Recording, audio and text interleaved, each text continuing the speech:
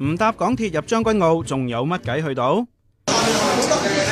一嘢電纜故障閘，癱瘓港鐵將軍澳線同部分觀塘線。咁啱將軍澳隧道又有壞車，將軍澳即刻變孤城咁滯啊！但點會咁易認輸呢？有網民提議行山或者行路，不過一嚟天寒地凍，二嚟地圖顯示要行個幾鐘㗎，仲會經過華人永遠墳場，唔攰死都可能嚇死先啊！其實港鐵喺事故之後動用後備隧道，藍田去到北角勉強都仲行到。有人就話不如以後都用翻條後備隧道，等將軍澳線再瀨嘢都唔使死晒火啊嘛。不過港鐵有幾可靠就大家自己諗啦。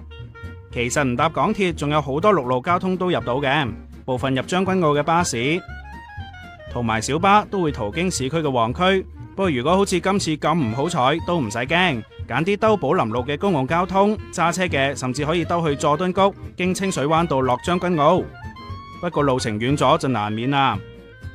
仲有條澳景路，雖然就唔係私家路，不過由維景灣畔管理同維修，淨係準居民用㗎咋。有網民就提議政府收返，再開放俾公眾用。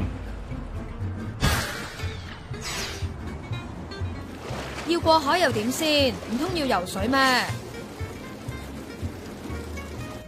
咁又唔使嘅，原來北角有船去紅磡同九龍城，不過過咗海又要兜路咯。